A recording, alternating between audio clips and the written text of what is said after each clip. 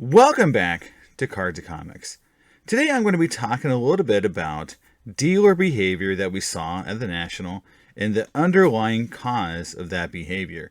And it's really the idea that dealers and a lot of collectors are swimming in too much inventory.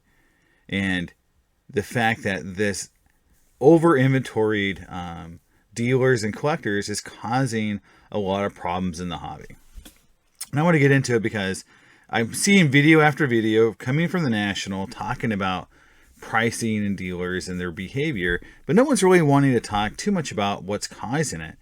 And, and I talked to a lot of dealers, a lot of the bigger vintage dealers, and some really, high profile, let's say, I don't call them modern dealers, but dealers that carry both vintage, modern, and just kind of carry everything. And over, you heard the same thing, that they were being very selective on what they wanted to buy. And not just saying no outright, but they wanted to make sure they were going to be at a certain percentage and could only, what I call, cherry pick the cards they wanted, because they didn't want to buy entire collections because, again, over and over, everyone told me the same thing, is they have too much inventory. And I want to talk about that a little bit on why that's a bad thing. And one of the things when I go to the National and go to these card shows, the first thing I'm looking for is dealer behavior, because that's sort of what fuels the show and how the collectors interact at a show. Because in all honesty, it's the dealer show, right? Collectors are there. And again, I made the video about the trade night saying that that's sort of like the collectors, are in charge of that. But on the show floor, it's really the dealers, are running the things, right? They run it. You can walk around, try to find the best deals, but you're dealing with them for the most part at that show. And so the idea of too much inventory, right? Why is that a bad thing? Because if you look at Forbes, right? They talk about right now, Target and everyone's drowning in inventory, right? And the thing that's important about this is that when inventory levels are so high, right, you have product that you just can't move anymore because some things have changed in the marketplace that creates what we call a toxic asset, or something that has changed in the marketplace so drastically that things can't be bought and sold. And I'll give you some pretty strong examples in a minute. But if you look at what happens when there's toxic assets, right? What retailers do is they basically create sales. They mark down product. They try to move the inventory so that they can free up cash to invest in other inventory, so that they can keep the profits rolling into their P&L.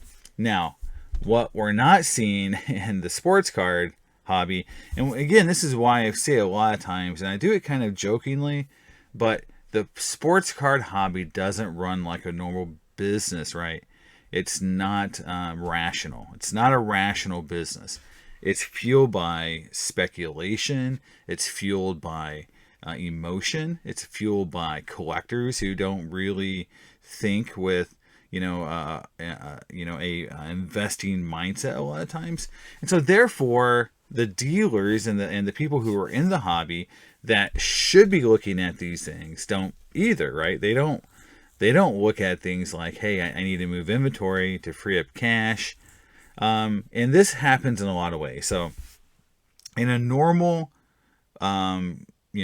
market where the hobby is doing really well, and I've had lots of times in this hobby where dealers wanted so much inventory, like they couldn't get enough inventory.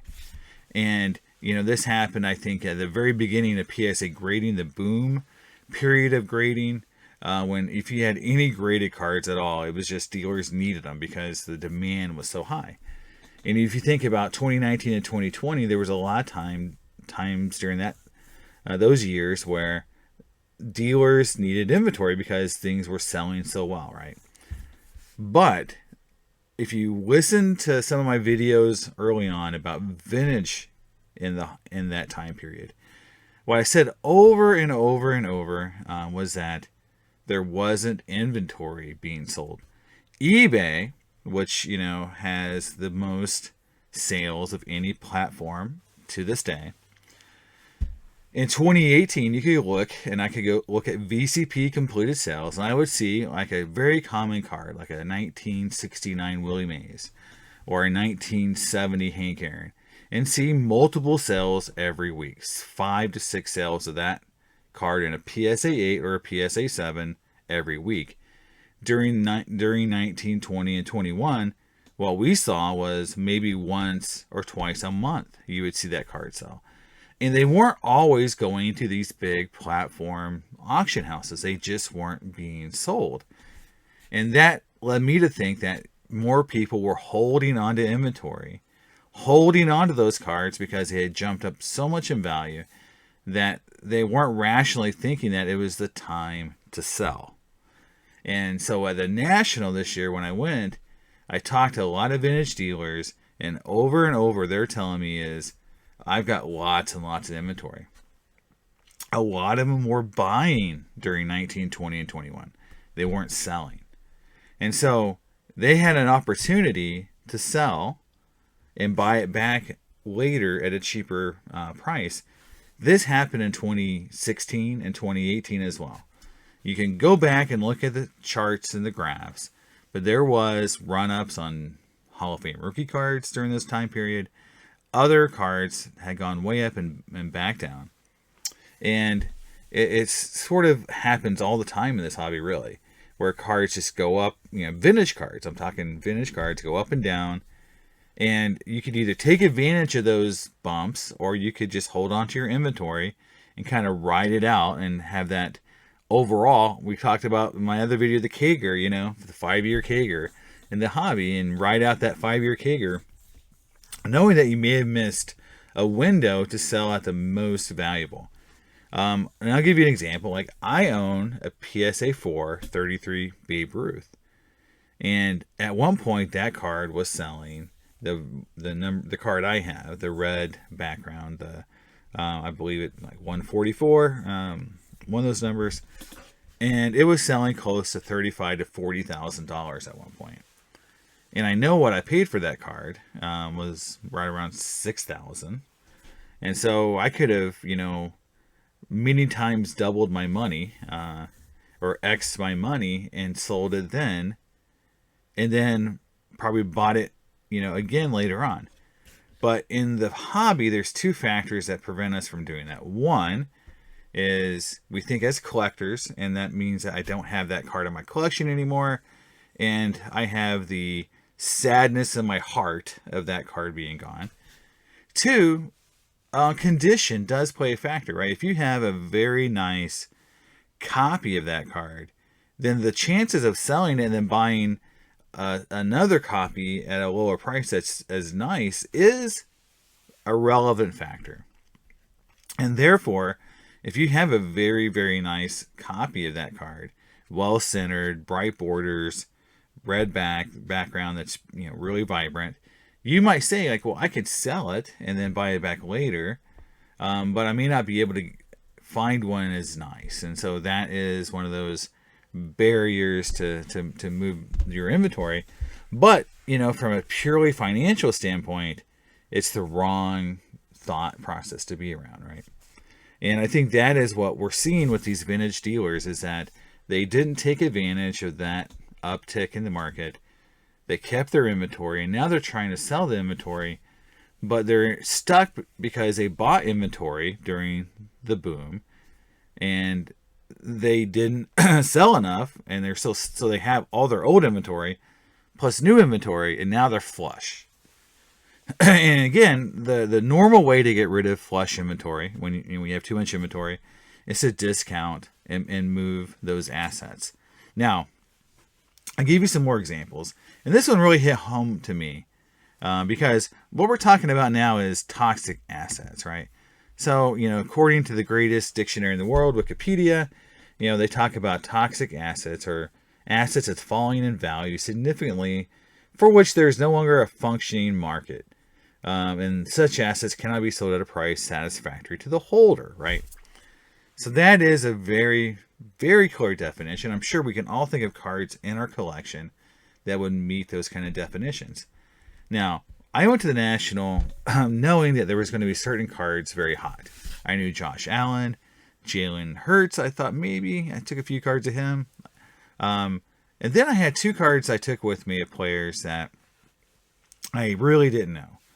But I have invested in some of those players. And so I have excess inventory. So, hey, I'm looking to move my excess inventory, right? Trying to play this thing the right way. But it was some Mike Trout and Pat Mahomes cards. Now, the Mahomes cards did sell. So I was able to move those assets that are down, but they're not as toxic as Mike Trout. Mike Trout just got the news. His back is hurt. It's going to be systemic. It's going to be something that's going to take a lot longer to he's not going to overcome it. It's just going to have to learn to deal with it. And that's the news that really broke, that made a lot of people very nervous about Mike Trout in the future.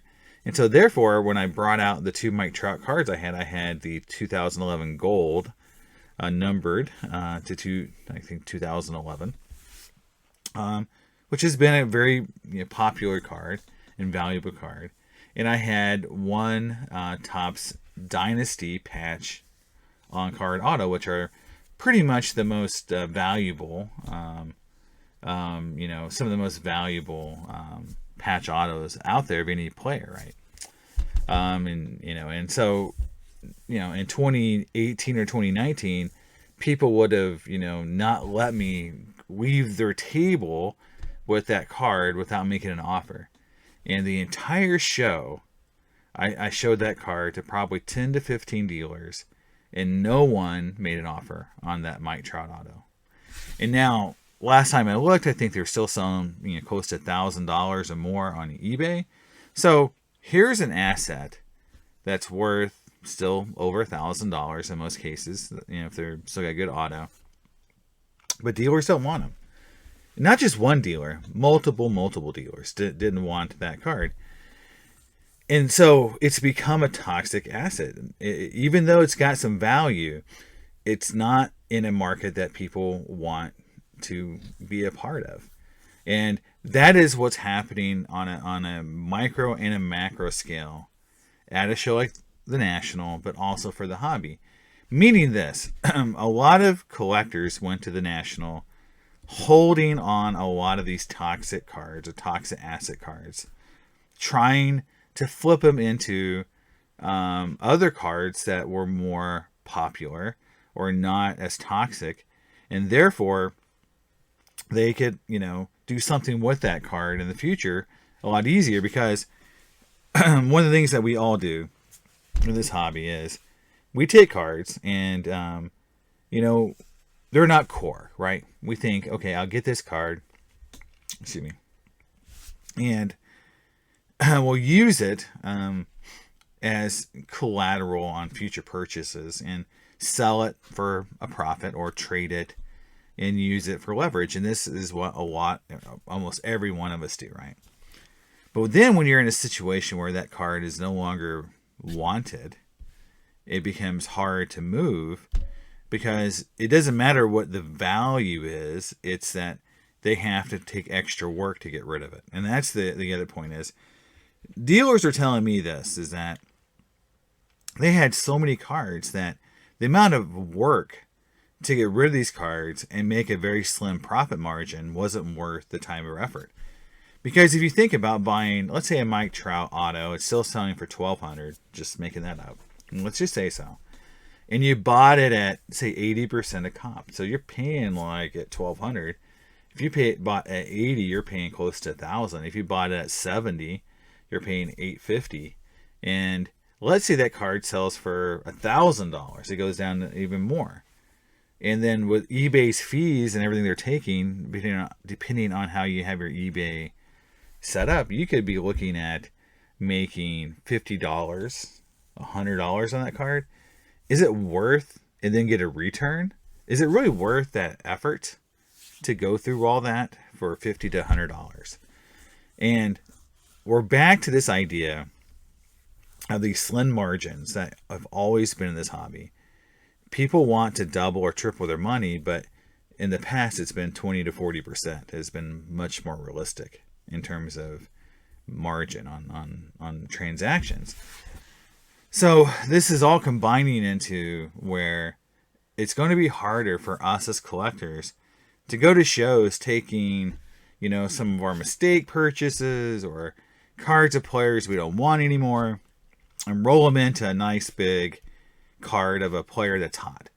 Because why would the dealers want your toxic cards, your toxic assets? So they can sit around and create more inventory for these guys that they have to try to move, work twice as hard to try to get rid of them, and when no one else really wants to take on that asset. And so it's back to what I've described, what it used to be like in 2017 and 2018, which was you had to bring good cards to a show for dealers to want to interact with you. If all you brought was last year's rookies that have failed, or in some cases like poor condition vintage or whatever isn't popular at the time, good luck on having a dealer really want to sit down and go through your cards and make you any kind of offer.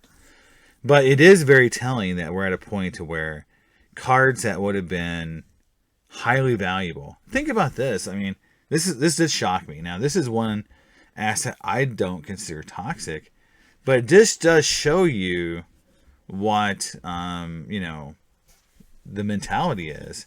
Multiple dealers, and mostly vintage dealers, but multiple dealers that I showed or tried to trade my 53 Satchel Paige for didn't want it. And two of them said because they already had the card, they didn't need more inventory. One of them said because that trading was just too much of a bother to do. I had a few modern guys want the card, but the vintage guys didn't. And it's just mostly because of inventory and just not, wanting to do a trade and take on more inventory. Again, they wanted to sell but not take on inventory. And that's where we're at. And so the behavior of the dealers is very well understood now because they have too many cards that they now probably wish they sold during the run-up in 19, 20, and 21. And now that they probably, in a lot of cases, bought inventory, thinking that this was going to continue maybe, they're in a bad spot. But they don't want to discount and sell the cards at a loss or even at close to comp. They still want to get that over comp or, max price value. And now that's not every dealer. I'm not going to say every dealer is like that, but a lot of them were on the vintage side, the ones I paid attention to. And again, I'm a card snob. I look at dealers that had things graded at 7 or above, or in some cases, for the pre-war stuff, 3s and 4s, still very good, good grades for that kind of material. And so they don't want to discount it. They don't want to, just let it go for comp or a little below comp. And I get it. I get it that they just will keep that inventory forever, but it is driving the behavior. It is, even dealers, my buddy Andy from Indie Card Exchange, they were very selective and didn't really want inventory. They have too much. They've been trying to get rid of inventory that they've accumulated the last couple of years. And he said very point blank that they could have bought and doubled the amount of cards they had at that show. They could just kept buying and buying because everyone wanted to sell. So what I'm trying to get to is the hobby isn't firing on all cylinders. You can use any metric you want. You can say the attendance was great, the amount of money in the room being spent was amazing, the corporate sponsorship was unreal. But the underlying metrics of how the hobby operates in terms of, the engine is not what it was 3 years ago. We know that. But it's more close to what it was like, again, in 16, 17 and before, and you're not going to have people being able to just to bring whatever they want, buy whatever they want, and they're going to have to be selective, and they're going to have to be much more picky about condition, and it's just going to be a much narrow band of cards that are going to be able to be freely bought and sold between the collector and the dealer, right? So, as long as we understand that, as long as people just change their mindset a little bit to be like, yeah, I can't go to a national with a bunch of Baker Mayfields if he's a very toxic player right now. Deshaun Watson, that's just not, that's common sense, right? But even bringing cards like Satchel Paige or very expensive cards, that are harder to move, that's the thing we're in now. And that is where we all have to kind of get our heads wrapped around. But as we explain and understand the dealer's motivation, you can still use it to your advantage. And you can still figure out ways to drive good deals by understanding their motivation. And that's really what the video was about, is understanding the motivation of that dealer. There are dealers that were making lots of deals at that show because they understood they needed to move inventory. And there's dealers who didn't. And eventually, maybe one of those days, those dealers will. And maybe you can have an asset they want so much that they're willing to move a lot of inventory to you at a good price if you have something that they value significantly. But until you do, you're going to have to probably either not deal with those guys or overpay. And I think I would not recommend overpaying right now in this environment. So I'd say like only overpay if it's something that you're just passionate about as a collector. Like when I bought that Ken Griffey Jr. Crusade card, that's just one of my Grail cards. So yeah, I didn't haggle that card down. I just wanted to make sure I could get it. So that's the video. That's what I want to talk about, is just why dealer behavior was so different this show than I've seen it before. Why it was so similar to what it was like pre-2019, and how in the future we're gonna have to think about it in these motivations. What cards have become, the toxic nature of the cards, the inventory levels these guys have, and their motivation to sell, and why they're not buying cards is all based on this idea that they just have too much. And if you have too much of anything, you at some point you gotta free up that cash. So that's the video, guys. Hope you enjoy it, and hope you think about it a little bit, and as you look at buying cards in your next show. And hopefully you guys have a great weekend, and I'll talk to you next time on Cards and Comics. Bye.